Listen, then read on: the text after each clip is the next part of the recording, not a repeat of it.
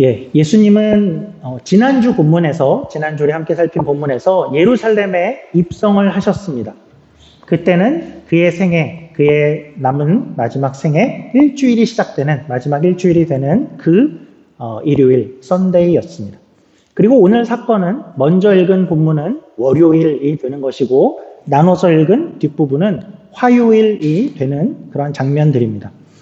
우리가 함께 읽었는데요. 본문에서 이 본문에 우리가 제목을 붙인다 그러면 여러분들은 어떻게 붙일 수 있을까요? 이 본문에 제목을 붙이자면 무화과 나무 저주 사건 이 정도가 될 수 있을 것 같습니다. 근데 이 사건은 여러분들이 우리가 또 함께 읽으면서도 아마도 느끼셨듯이 아주 여러 가지 면에서 이해하기 어려운 또 도대체 이게 뭔가 싶은 그런 생각이 들 수 있는 그런 본문입니다. 우선 예수님이 이런 저주를 하다니 또 싶지요. 예수님이 어떤 파괴적인 어떤 기적을 그런 저주를 하다니 싶고 그 저주를 하는 대상도 무슨 사탄이나 마귀, 악한 자를 향해서 하는 것도 아니고 그냥 나무를 이렇게 저주할 수가 있나? 이를테면 이 강대상을 보고 내 이놈 강대상을 향해서 그렇게 얘기하듯이 그렇게 하고 있나? 또 나무를 저주하는 것 자체도 이상한데 그 저주하는 이유가 열매가 없어서라니. 열매가 없다고 저주까지 하는가? 또 더 나아가서 열매가 없다고 저주하는 것, 그것도 이상한데 특히나 무화과 때가 아니어서 없는 것인데 때가 아니어서 없는 걸 저주하는 게 말이 되나 싶지요. 예수님은 늘 생명을 살리시는 분으로만 등장한 것 같은데, 그러니까 물론 이전에 돼지떼 2,000마리를 바다에 몰아넣으신 그런 적이 있긴 하지만 그것은 한 사람을 살리기 위한 그런 일이었다 생각이 들고, 그런데 이게 뭔가 싶고 오늘은 또 애초에 이런 저주를 하신 이유가 결국은 자기가 배고픈데 시장에서 그런 거 아닌가? 그러면 결국은 예수님이 배고파서 승질을 낸 게 아닌가? 그러니까 이상하죠. 생각해보면 예수님은 과거에 40일 금식도 광야에서 하신 분인데 또 오병이었다는 끼니를 걸러가면서도 말씀을 전하신 분이 오늘은 도대체 왜 이런가? 그러니까 생각하면 할수록 이상한 본문이지요. 그렇게 보이는 게 또 당연한 본문입니다. 그래서 이 본문은 사실 성경을 또 기독교를 공격하는 이들의 아주 매혹적인 또 맛있는 그런 떡밥이 되어온 본문이기도 합니다. 버틀런트 러셀이라는 아주 유명한 무신론자면서 철학자인 분이 있는데 그가 책을 쓰기를 나는 왜 기독교인이 아닌가라는 책을 썼는데 그 책의 첫 장에서 이 사건을 들면서 야, 예수를 봐라. 이런 예수가 도대체 정상인 것인가? 라고 얘기를 하죠. 또 우리가 잘 아는 알버트 슈바이처라는 분이 있죠. 우리가 잘 아는 그 아프리카의 그 의사입니다. 이분은 의사로 제일 유명하지만 또한 신학자시기도 했습니다. 그러니까 우리와는 신학적 입장이 좀 많이 다른 분이었는데 이분도 역사적 예수를 찾아서라는 그러한 책을 쓰시면서 이 무화과나무 저주 사건을 얘기하면서 이 사건은 결국 예수가 마지막 십자가를 앞두고 이제 죽음을 앞두고 남은 일주일을 생각할 때 너무 스트레스를 받아서 엄청 힘들어서 그래서 벌어진 아주 말도 안 되는 사건이다라고 그렇게 설명을 했습니다. 그러니까 이 이야기는 보통의 눈으로 그냥 텍스트를 우리가 보면 이상하게 오해가 되기 쉬운 그런 본문이 맞고, 그런데 이제 우리가 오늘 함께 이 본문을 한번 이해해 볼 텐데, 그러면 의문점이 이렇게 많은 만큼 오늘 설교는 굉장히 어렵고 복잡한 얘기가 되겠는가 하면 그렇지 않고 사실은 매우 간단합니다. 우리가 여러 번 이야기를 한 것 같은데 우리가 성경을 읽을 때 우리가 함께 기억했으면 하는 제일 원칙, 성경을 해석하고 이해할 때 제일 원칙이 있다면 그것은 당시의 문화적, 역사적 상황으로 들어가서 거기서 그 성경을 이해해봐라 하는 게 제일 원칙인데 이 본문도 그렇습니다. 이 본문의 경우는 사실은 이 지역에, 그 당시 이 지역의 무화과 나무에 대해서만, 그 나무의 특성에 대해서만 알면 사실은 저절로 이해가 되는 그런 본문입니다. 이 본문에서 제일 어려웠던 것은 분명히 이것이죠. 열매를 먹으러 갔어. 그런데 열매가 없더라. 그것은 무화과 나무의 때가 아니어서 없었던 거야. 그런데 저주를 했다. 그러니까 이 부분이 제일 어려운 부분이죠. 때가 안 되어서 없는 걸 왜 화를 내냐. 때가 없어서 없는 것은 당연한 것이 아니냐이죠. 뭐 아기가 태어났는데 3개월쯤 지났는데 너 이가 왜 이렇게 없어? 한 10개쯤 있어야 되는 거 아니야? 6개월쯤 됐으면 엄마를 도와서 설거지 좀 해야 되는 거 아니야?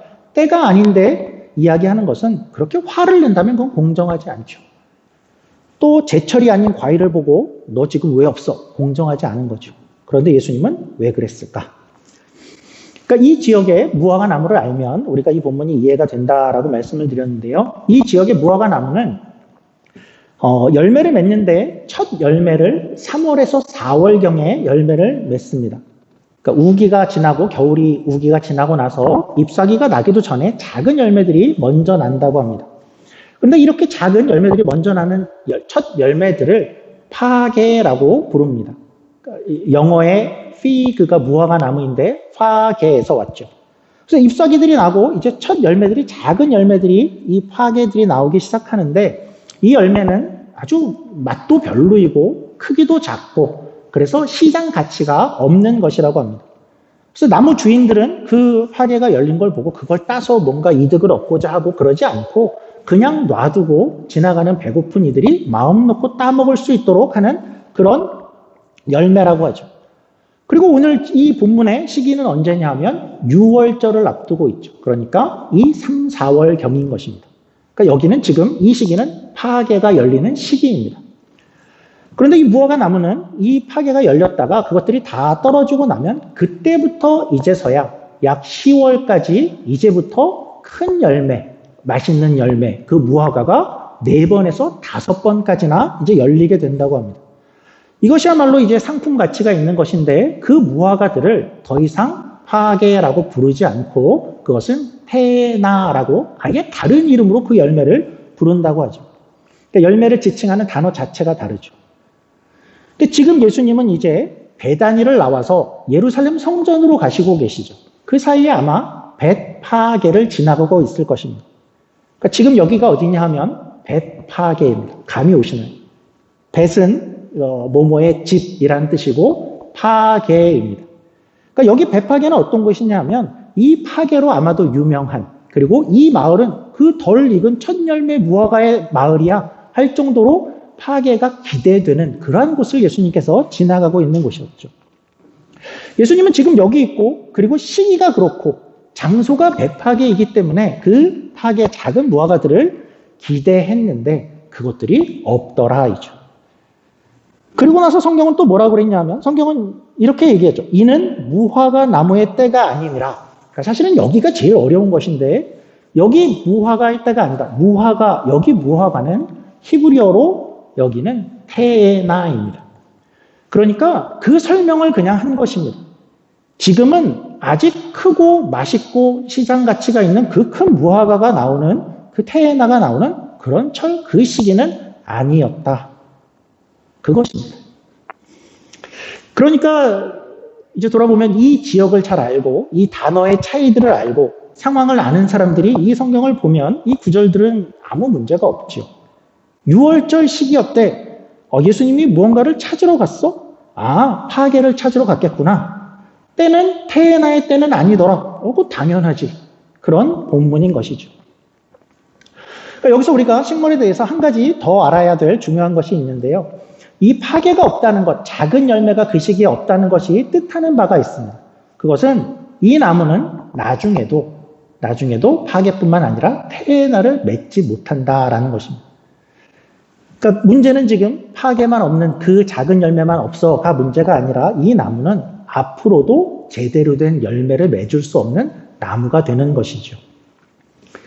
예수님은 이전에 다른 본문에서도 열매를 맺지 못하는 나무는 자리만 차지하고 당연히 배지 않겠느냐라는 이야기를 여러 번 하셨었죠. 마태복음 7장에도 아름다운 열매를 맺지 아니하는 나무마다 찍혀 불에 던질 것이다.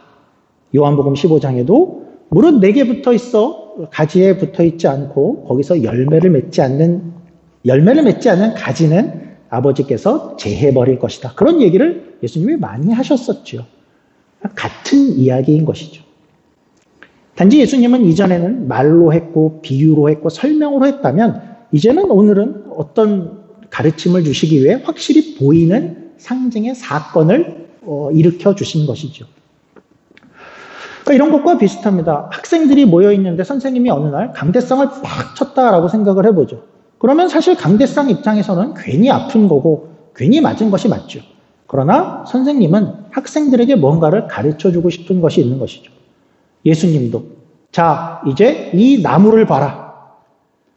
그 특히 무화과 나무는 이스라엘에 있어서 포도나무와 함께 이스라엘을 상징하는 그러한 나무로 늘 등장하는 나무였죠. 자 이제 이 나무를 봐라 하고 싶은 말씀이 있었던 것입니다. 결국 너희 이스라엘이 이 모습과 같다라는 것을 말하고 싶은 것이죠. 너희는 어떠한가? 너희는 잎은 무성하다. 뭔가 있어 보인다. 겉모습은 그럴듯하다. 그런데 정작 열매는 없다. 큰 열매를 기대하는 것도 아니고 작은 열매를 기대했지만 그 작은 열매조차도 없다이죠. 예수님이 예루살렘에 입성할 때에 막 환호하던 백성들이 있었죠. 우리가 한번 상상을 해보면 마치 잎사귀가 막 무성한 것 같은 뭔가 있어 보이는 모습이었죠. 크게 환호하고 종려나무를 막 흔드는 그런 환호하는 모습들. 겉모습을 보면 그 사람들의 진심은 이제부터는 저 사람들이 예수님을 따르겠구나. 온전한 헌신을 가지고 있는 것 같아. 결심이 있는 것 같아. 결단하고 나온 사람들인 것 같아. 겉모습은 그랬지만 그러나 겉만 그랬다. 그리고 또 우리 오늘 예수님은 11절을 한번 눈으로 봐주시죠. 11절입니다. 11절. 이 사건 바로 전에 예수님은 성전을 둘러보셨죠. 11절입니다. 예수께서 예루살렘에 이르러 성전에 들어가사 모든 것을 둘러보시고 때가 이미 저물매 12제자를 데리시고 베다니에 나가시니라. 예수님 당시에 성전이 있는데 그 성전은 헤롯 성전입니다. 아니 헤롯은 많이 들어봤는데 그 사람은 나쁜 사람 아닙니까? 예, 맞습니다. 그런데 왜 성전에 그 나쁜 사람 이름이 붙어 있습니까? 나쁜 사람이 성전을 지었습니까? 맞습니다. 이 성전은 헤롯이 지은 성전입니다. 이스라엘의 첫 성전은 솔로몬 성전이었죠.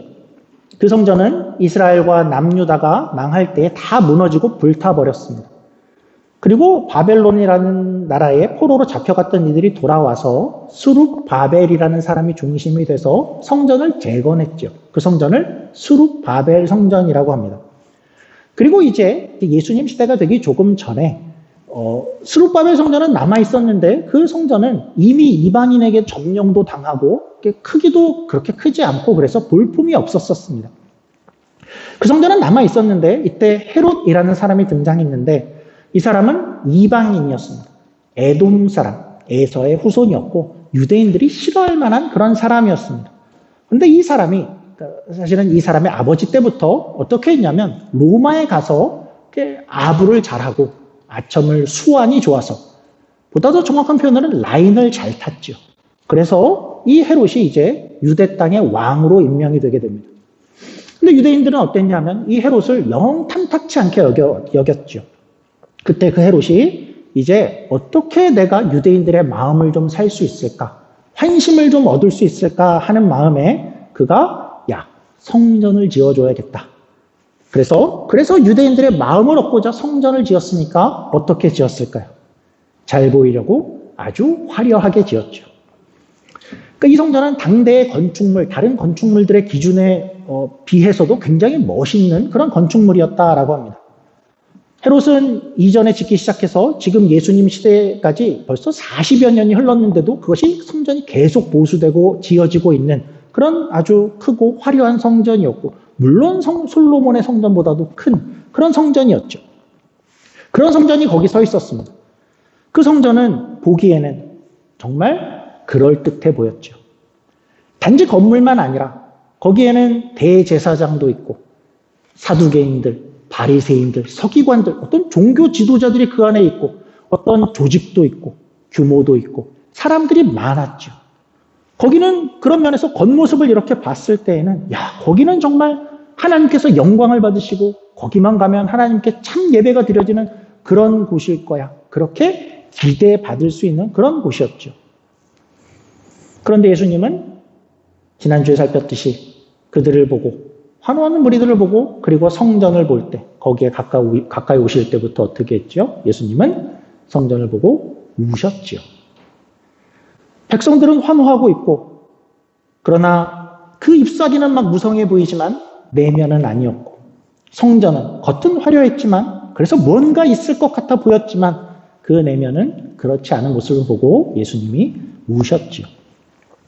그리고 이제 길에서 잎사귀만 보면 분명히 뭔가가 기대되는 작은 열매, 그 파괴가 기대되는 그 나무를 보시고, 그러나 그것이 없는 그 나무를 보자 이제 비유와 상징으로 이것이야말로 너희의 이스라엘의 또 성전의 현재의 상태이고, 그리고 이제 경고이고 미래가 될 것이다 하고 나무를 통해서 보여주신 것이죠.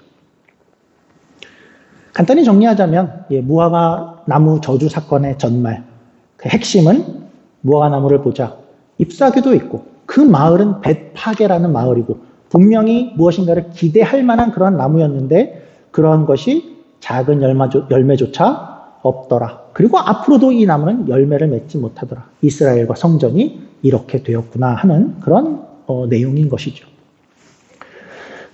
자, 그렇다면 이 말씀이 오늘날 우리에게 하시는 말씀은 뭘까요? 야, 이 얘기 읽어보니까 열매가 없다고 저주했대. 야, 이상한 얘기야. 그렇게 끝낼 얘기는 아니죠. 우리는 교회적으로는 어떨까요? 교회적으로는. 이 건물은 물론 우리 건물이 아닙니다. 오해하지 마시고 우리 건물 아니죠. 그러나 우리는 분명히 멋있는 건물에서 예배하고 있죠. 다들 이 교회 건물이 예쁘다라고 이야기를 하고 또 시작한 지 얼마 안 되는 교회가 크고 멋있는 곳에서 예배한다라고 이야기를 해주시죠. 시내가 은혜교회는 이 정도 건물에서 또 뭔가 대형 교회는 아니지만 또 한 분 한 분 성도님들이 오시고 계시고 또 앞으로도 아마도 규모도 커질 수 있고 또 조직도 생기고 재정도 모이고 그렇게 될 텐데 우리는 그렇게 좀 더 화려해지게 되면 우리는 혹시 그 되어지는 겉모습에 자신하게 되지는 않을까? 그렇게 되어지는 그 겉모습에 우리는 은밀한 즐거움을 느끼고 만족하고 거기에 집중하게 되지 않을까? 우리들에게 잎사귀들이 무성한 것 같아. 이 정도 되었어. 그럴듯해 보이는군 하고 거기에 만족하게 되지 않을까? 주님은 오늘도 또 언젠가 어느 날에도 우리에게 너희 겉모습 말고 너희의 잎사귀들 말고 그래서 너희에게 어떤 열매가 있는가? 어떤 열매가 맺히고 있는가 하는 것을 물으실 텐데요. 우리 개인적으로는 또 어떨까요? 개인적으로 모두가 다 개인의 상황들은 다르겠지만 어떤 분은 캐나다에 와서 이제 슬슬 좀 정착도 하고 또 하나하나 일이 좀 되어지는 것 같고 아이들은 크고 이제 교회도 다니고 이제 좀 신자가 된 것 같기도 하고 또 어떤 분은 나는 오래 교회 다녔어. 교회 다닌 지 오래됐어. 성경책도 들고 다니고 교회 모임도 많이 참석하고 있지. 뭔가 잎사귀들은 점점 많아지고 이렇게 괜찮아지는 것 같은데 주님은 그랬구나. 잘했어. 좋아. 그런데 그것 말고 너희에게 열매는 어떠니 하고 물으신다면 우리는 어떨까요? 복음서를 보면 예수님은 늘 열매가 중요하다라는 이야기를 많이 하셨죠. 결국 우리를 열매로 알리라. 그렇게도 이야기를 하십니다. 그런데 왜 열매가 중요한 걸까요? 왜 열매가 중요하죠? 하나님이 나 열매가 필요해. 니네 열매 빨리 모아서 나한테 가져와. 하나님이 열매가 필요해서 그것을 얻어내기 위해서 열매를 맺으라라고 이야기할까요? 그렇지 않죠. 열매가 중요한 이유는 그 좋은 열매가 그 나무가 좋은 나무다라는 것을 보여주기 때문입니다. 우리 화면과 또 주보를 통해서 마태복음 7장 17절 18절 말씀 제가 한번 봉독해 드리겠습니다. 이와 같이 좋은 나무마다 아름다운 열매를 맺고 못된 나무가 나쁜 열매를 맺나니 좋은 나무가 나쁜 열매를 맺을 수 없고 못된 나무가 아름다운 열매를 맺을 수 없느니라. 하나님께서 우리에게 좋은 열매를 맺어라 라고 이야기하고 그것을 원하시는 것은 하나님께서 열매가 필요해서 그런 것이 아니라 우리가 좋은 열매를 맺는 좋은 나무가 되기를 원하시기 때문입니다. 나는 열매는 없지만 나는 꽤 좋은 나무예요. 그럴 수는 없고 좋은 나무는 좋은 열매를 맺게 되어 있죠. 그 좋은 열매를 너희 좋은 나무가 되어서 그 열매를 보고 싶다 이죠. 우리는 그런 열매를 맺고 있을까? 내 열매들을 보면 나는 건강한 나무일까요? 신약 성경에 야고보서라는 성경이 있죠. 야고보서를 보면 야고보서는 좀 독특한 강조를 합니다. 행위를 강조하죠. 심지어는 믿음이 아니라 행위로 의롭다 하심을 받은 게 아니냐라는 그런 표현들도 등장을 합니다. 그래서 우리는 이렇게 야고보서를 읽다 보면 아니 믿음이 아니라 행위란 말이야? 행위를 강조하네. 다른 성경하고는 영 이야기가 다른 성경 같아라는 그런 생각이 들 수 있습니다. 그런데 결국 야고보가 이야기하는 논조, 이야기는 뭐냐 하면 이런 것이죠. 야, 행위가 중요하다. 우리가 좀 그 행위를 좀 보자. 다른 말로는 우리가 좀 열매를 좀 보자. 뭐가 나오나 보자. 그런 것인데요. 왜냐하면 그러면 그것으로 그 사람의 믿음을 알 수 있다라는 것이죠. 믿음이라는 것은 안 보이지 않냐. 믿음이 있는지 없는지. 나도 모르고 믿음이 큰지 작은지, 믿음이라는 것이 좋은지 건강하지 못한지 나도 모르고 안 보이는 거 아니냐. 그런데 알 수 있는 방법이 있다. 그 사람의 행위를 보자. 그 사람의 열매를 보자. 그 사람에게 뭐가 맺히나를 보자. 그러면 그 행위를, 그 열매를 보고 그의 믿음을 알 수 있다. 야고보의 이야기죠. 믿음이 좋은데 행위가 나쁠 수가 없고 나무가 좋은데 열매가 나쁠 수 없고 이 둘은 그렇게 밀접하다이죠. 그래서 오늘 본문도 이제 열매의 이야기를 하는 것 같은데 그래서 오늘 본문의 이야기의 결론이 이렇게 되어집니다. 오늘 분명히 열매 이야기를 하고 우리가 예상하는 결론은 그래서 열매를 맺어 이렇게 갈 것만 같은데 그렇지 않고 오늘 결론은 열매를 맺어가 아니라 결론은 너희가 하나님을 믿으라로 결론이 됩니다. 우리 본문 21절, 22절입니다. 제가 한번 봉독해 드리겠습니다. 21절, 22절입니다. 베드로가 생각이 나서 여짜오되 랍비여 보소서 저주하신 무화과 나무가 말랐나이다. 예수께서 그들에게 대답하여 이르시되 하나님을 믿으라. 무화과 나무를 어제 저주하셨는데 베드로가 다음날 가서 보니까 무화과 나무가 말랐습니다. 예수님 무화과 나무가 말랐습니다. 그렇게 얘기를 하자 예수님이 야 거봐 내 말이 맞았잖아. 아니고 너희도 이렇게 안 마르려면 열매를 맺어야 돼. 열매를 어디서 가져오든지 해야 돼. 그렇게 얘기하지 않으시고 무화과 나무가 말랐나이다. 그러니까 하나님을 믿어라 라고 이야기를 하십니다. 오늘 이 말씀은 우리가 열매가 없는 것 같아. 열매가 없어? 그러면 열매를 맺어야 돼. 열매를 가져와 이전에 너희의 믿음이 어떠한가 하는 것을 되돌아봐라 라고 그렇게 도전을 하는 것입니다. 제가 도전이라는 표현을 썼죠. 이 믿음은 하나님 믿어? 신이 있어? 그것을 넘어서 이 믿음은 우리의 일상생활 가운데 우리의 모든 운명을, 우리의 미래를 하나님께 맡길 수 있는가? 하나님을 그렇게 믿는가의 이야기이죠. 우리는 때로는 어려움이 있을 텐데 그때에도 하나님께서 나와 동행하시고 하나님께서 그때에도 내 편을 드시고 있다라는 것을 우리는 믿는가?